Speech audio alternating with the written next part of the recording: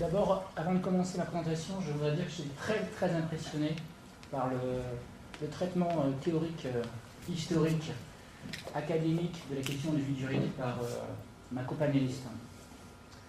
De formation, moi je suis ingénieur, donc vous allez sûrement avoir un tout autre débat, tout autre discours. Je vais traiter le cas des logiciels. De formation, je suis ingénieur, j'ai travaillé pendant 10 ans dans l'industrie et j'ai rejoint la profession de conseil en propriété industrielle en tant qu'inventeur. Je suis aujourd'hui associé du cabinet Bodomini, où je m'occupe de l'activité des nouvelles technologies, en particulier logicielles, aussi bien pour l'obtention de brevets et le contentieux en matière de logiciels, que ce soit en matière de brevets ou en matière de droit d'auteur. Moi, d'un point de vue, un message que j'aimerais faire passer aujourd'hui, c'est que moi, en tant que praticien dans mon métier, je vois un décalage très important entre la connaissance commune de ce que peut être la protection des logiciels. On entend souvent dire que, par exemple, qu'on ne peut pas breveter des logiciels, et je ne comprends pas qu'on puisse encore dire ce genre de choses, puisque non seulement on en dépose, mais on en brevette, on obtient des brevets en quantité, que ce soit en France, en Europe, aux États-Unis. Donc pour moi, un des buts de cette présentation, c'est d'expliquer un petit peu qu'il y a sans doute un discours partagé qui n'est pas représentatif de l'activité réelle de notre profession. 20 minutes, c'est assez court pour traiter le sujet de protection des logiciels. Donc j'ai choisi un plan assez simple. Les logiciels peuvent être protégés à la fois par le droit d'auteur et par le droit des brevets. Donc je vais aborder la question selon ces deux aspects, avant de répondre à la question posée sur le vide juridique, et de conclure par quelques remarques pratiques, peut-être un peu hors sujet, mais qui, à mes yeux, sont fondamentales.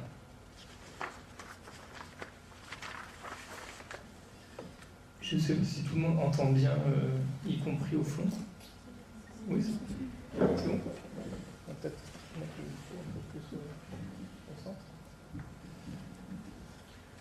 Donc, tout d'abord, la protection des logiciels par le droit d'auteur. Donc, quelques mots sur les bases légales. Donc, effectivement, depuis la loi du 3 juillet 1985, le logiciel est protégé par le droit d'auteur. L'ensemble du dispositif législatif est intégré dans le Code de la propriété intellectuelle parmi les dispositions relatives à la propriété littéraire et artistique. Il y a ensuite la directive du Parlement européen du 23 avril 2009, importante à mon sens en ce qu'elle définit le périmètre de la loi, en précisant notamment que les termes programme d'ordinateur comprennent les travaux préparatoires de conception. La directive précise également les objets qui peuvent être protégés par le droit d'auteur en matière de logiciel et ceux qui ne peuvent pas l'être. Elle limite aussi les droits exclusifs de l'auteur en précisant par exemple que la reproduction nécessaire à l'utilisation du programme d'ordinateur doit être permise. L'article 10 de l'accord ATPIC de 1994 précise que les programmes d'ordinateur exprimés en code source ou en code objet, donc pour un informaticien c'était assez surprenant après la lecture, ou en code objet, peuvent être protégés en tant qu'œuvre littéraire en vertu de la Convention de Berne.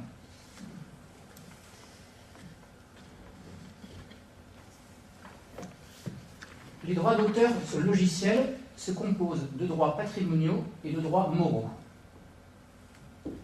En ce qui concerne les droits patrimoniaux, l'auteur dispose sur le logiciel d'un droit d'exploitation qui lui permet d'en effectuer ou d'autoriser la reproduction, la traduction, l'adaptation, la modification et la mise sur le marché.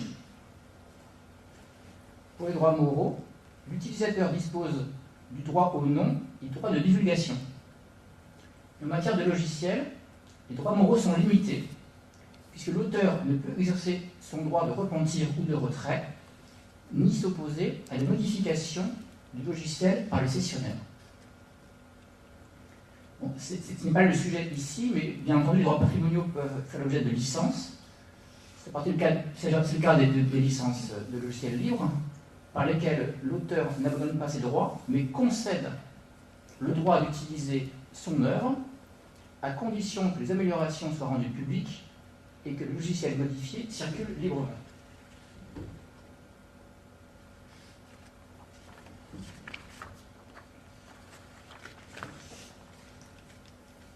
En ce qui concerne la protection du logiciel par le droit d'auteur, il y a deux points importants.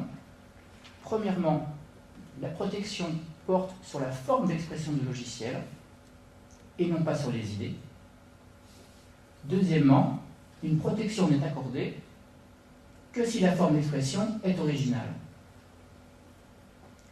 Selon la directive du 14 mai 1991, la protection prévue par la directive s'applique à toute forme d'expression d'un programme d'ordinateur, les idées et principes à la base de quelque élément que ce soit d'un programme d'ordinateur ne sont pas protégés par le droit d'auteur. Sur la notion de forme d'expression, la décision SAS contre WPL est très intéressante. Elle a pour objet une demande de décision préjudicielle introduite par la High Court of Justice d'Angleterre. Dans les faits, la société SAS avait conçu un programme de type boîte noire qui reçoit en entrée des fichiers écrits dans un langage propre, le langage SAS, pour produire un résultat. La société WPL a développé un programme de substitution qui reçoit les mêmes entrées et produit les mêmes résultats. SAS a introduit une action en contrefaçon pour violation des droits d'auteur sur les programmes d'ordinateur. Dans ce cas, pour développer sa solution, WPL a simplement étudié la fonctionnalité d'une version d'apprentissage acquise légalement du programme de SAS. Il n'a pas été établi que WPL avait eu accès au code source de SAS. La décision, selon la Cour, il a été reconnu que le licencié avait le droit d'observer le fonctionnement d'un programme afin d'en déterminer les idées et les principes qui sont à la base de ce programme, à condition que ces actes ne portent pas atteinte aux droits de l'inventeur, aux droits de l'auteur, et qu'émuler la fonctionnalité d'un programme ne constitue pas une violation des droits de l'auteur. Autrement dit, seule l'expression d'un programme d'ordinateur est protégée par le droit d'auteur. Les idées et les principes qui sont à la base de la logique, des algorithmes et des langages de programmation ne sont pas protégés. La protection des programmes d'ordinateur par le droit d'auteur couvre uniquement l'expression individuelle de l'œuvre et laisse ainsi la latitude à d'autres auteurs pour créer des programmes similaires ou même identiques, pourvu qu'ils s'abstiennent de copier.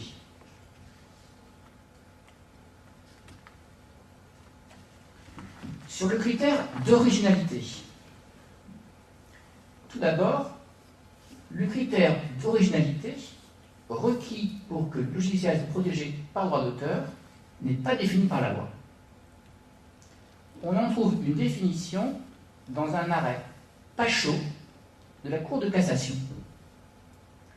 Alors, dans cette affaire Pachot, le chef comptable d'une société, M.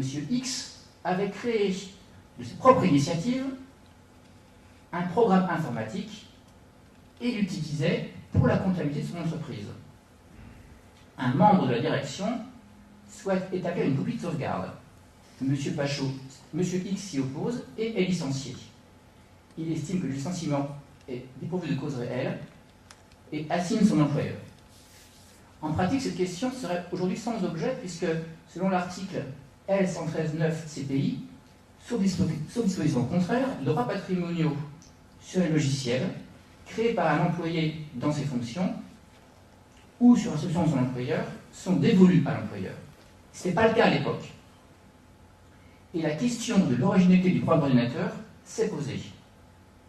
Ce qui m'intéresse dans cet arrêt, c'est que la Cour d'appel avait, pour apprécier l'originalité, retenu qu'il y avait eu un effort personnalisé allant au-delà de la simple mise en œuvre d'une logique automatique et contraignante. Autrement dit, que le choix du programmeur entre divers modes de présentation et d'expression porte la marque de sa personnalité. D'une façon générale, ça n'engage que moi, lorsqu'on lit les décisions, c'est très peu clair. Je pense que c'est vient du fait qu'il y a une mauvaise connaissance du langage informatique. Les notions, par exemple, de logiciel, de code source, d'exécutable, de code objet, d'algorithme, de pseudocode, de langage sont souvent mal employés et donc on se retrouve très mal dans ces décisions.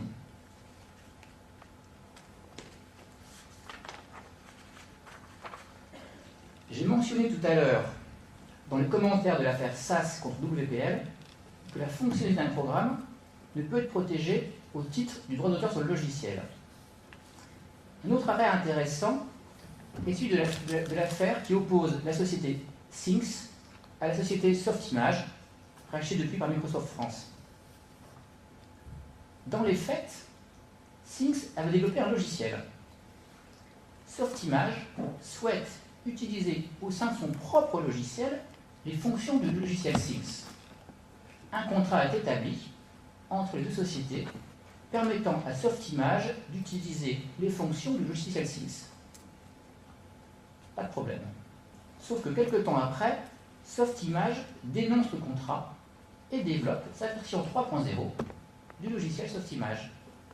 Comme on peut s'en douter, la société Things prétend que cette version 3.0 du logiciel Softimage, développée après la rupture du contrat, constitue une contrefaçon de son logiciel. Alors dans cette affaire, le caractère d'originalité de Things n'a pas été discuté et les auteurs peuvent effectivement prétendre à la protection sur le droit d'auteur.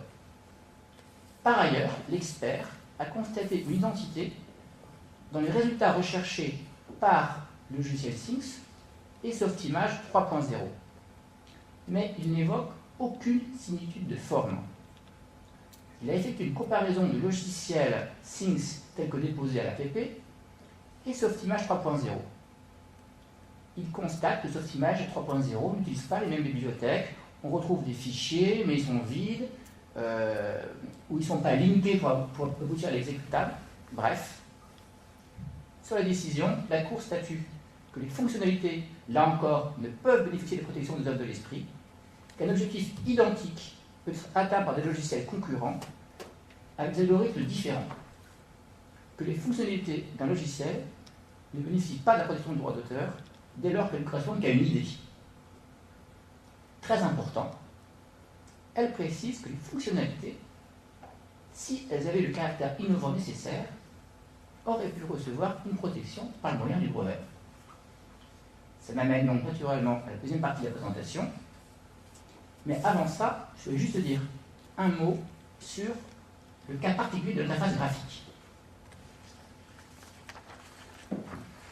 Dans cette affaire de la CJUE, la question s'est posée de savoir si l'interface utilisateur était une forme d'expression du programme d'ordinateur qui bénéficie de la protection par le droit d'auteur sur le logiciel. La réponse est non. Il ne bénéficie de la protection que les formes d'expression dont la reproduction engendrerait la reproduction du programme lui-même. Le code source, on le reproduit, on reproduit le programme. Le code objet, on le reproduit, on reproduit le programme. Ce qui explique l'article de la CLIC. En revanche, l'interface utilisateur, si on le reproduit, on ne reproduit pas le programme. Donc, pas de protection au titre du droit d'auteur sur le logiciel pour l'interface graphique. Bien sûr, l'interface graphique bénéficie de la protection du droit d'auteur au droit commun. Et là, il y a une différence très importante, c'est que l'employeur, dans ces cas, doit prévoir une cession de droit express qu'il n'est pas nécessaire de prévoir dans le cas du logiciel. De la même façon, le cahier des charges, le manuel utilisateur bénéficie des protections du droit d'auteur, de droit commun, comme des livres. J'en arrive maintenant à la protection du logiciel par brevet.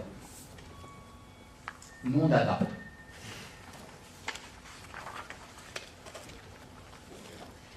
Donc, je rappelle ici les dispositions de l'article L611-10 du Code de la propriété intellectuelle sur les inventions brevetables. Selon le premier alinéa, sont brevetables dans tous les domaines technologiques. J'aurais voulu le souligner. Les inventions nouvelles, impliquant une activité inventive et susceptibles d'application industrielle. L'alinéa 2 porte une première exception. Ne sont pas considérées comme des inventions au sens du paragraphe 1, notamment les méthodes mathématiques, les méthodes dans l'exercice d'activités intellectuelles ou économiques, ainsi que les programmes d'ordinateur. Beaucoup ont dû s'arrêter ici.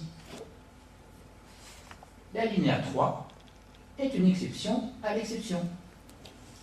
Les dispositifs du paragraphe 2 n'excluent la brevetabilité des éléments énumérés ci-dessus que dans la mesure où la demande de brevet ou le brevet ne concerne que l'un de ces éléments considérés en tant que tel. Ces dispositions sont similaires à celles de l'article 52 de la Convention sur le brevet européen. La compréhension de cet article, du moins pour moi, n'est pas simple, mais en tout état de cause, il impose de pouvoir déterminer ce que sont les programmes d'ordinateur en tant que tels, puisque seuls ceux-ci sont exclus de la brevetabilité. En pratique, je pense qu'il faut retenir en première approche, et ce depuis une jurisprudence importante d'IBM, que dès lors qu'un procédé est brevetable, le programme d'ordinateur qui le met en œuvre doit pouvoir être protégé par brevet. C'est le point fondamental. Ceci est d'ailleurs transposé dans les directives relatives à l'examen pratiqué à l'Office européen des brevets, où il est établi que l'examinateur doit faire abstraction de la catégorie de la revendication et concentrer son attention sur son contenu afin de déterminer si l'objet revendiqué dans son ensemble revêt un caractère technique. Apparaît maintenant la notion de caractère technique.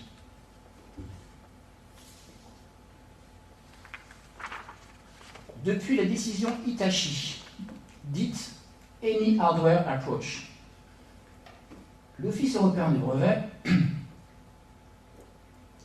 considère qu'une méthode impliquant l'utilisation de moyens techniques échappe aux exclusions de l'article 52.2 de la Convention du brevet européen. Donc, si l'objet revendiqué n'a pas à première vue de caractère technique, il doit être rejeté. Au contraire, si l'objet réussit ce test de technicité, à première vue, je dis bien à première vue, l'examinateur doit aborder les questions de la nouveauté et de l'activité inventive. Il suffit donc, en pratique, de préciser dans la revendication des moyens techniques, par exemple une mémoire, des moyens de communication, un réseau, pour satisfaire aux exigences de caractère technique et échapper aux exclusions de l'article 52. Ce qui veut dire que le filtre entre les programmes d'ordinateur brevetables et non brevetables est celui de la nouveauté et de l'activité inventive. Selon une jurisprudence bien établie, cet examen ne doit se baser que sur les seules caractéristiques techniques de la revendication. Les caractéristiques non techniques, dès lors qu'elles n'interagissent pas avec les caractéristiques techniques, doivent être ignorées. Par conséquent, les demandes de brevet pour des programmes, je dis bien pour des programmes, qui revendiquent explicitement des programmes mettant en œuvre des procédés techniques. Par exemple, contrôle d'un moteur dans un avion. Un programme de gestion d'un protocole dans un réseau de communication. Un programme qui gère la mémoire d'un ordinateur. Un programme qui optimise un ordinateur. Dès lors que ces méthodes sont nouvelles et inventives, il n'y a absolument aucun débat. On obtient une protection par brevet pour un logiciel. On ne peut revendiquer, si l'on souhaite, que le logiciel. Il n'y aura pas de débat. A contrario, les programmes d'ordinateur qui mettent en œuvre des méthodes commerciales, des méthodes mathématiques, sont rejetés.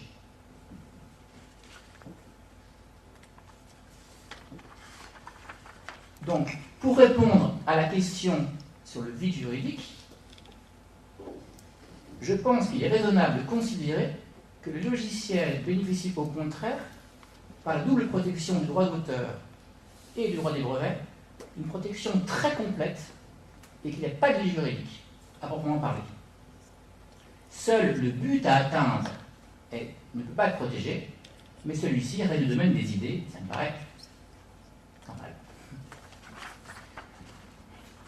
La dernière diapositive, il me paraissait important d'en parler parce que c'est notre quotidien. Le problème est finalement dans la difficulté pratique de mise en œuvre qu'est le rapport de la preuve de la contrefaçon. La loi, vous le savez, offre la possibilité de faire pratiquer des saisies contrefaçon tant en matière de brevet qu'en matière de droit d'auteur. En matière de brevet, si vous saisissez l'intégralité du code source, la partie saisie ne manquera pas de demander une expertise de tri visant à préserver la confidentialité des éléments du code source saisis qui ne sont pas revendiqués. C'est une difficulté réelle. Aussi, pour limiter les risques, la revendication du brevet doit être rédigée en gardant à l'esprit la façon dont la preuve de la contrefaçon peut être rapportée.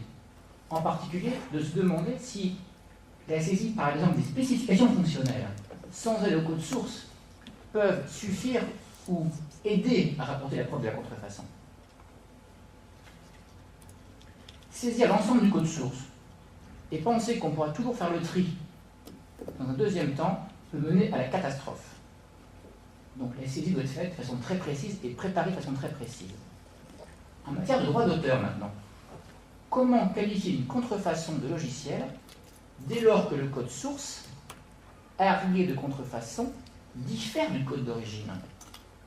Par exemple, renommage des variables, changement de langage.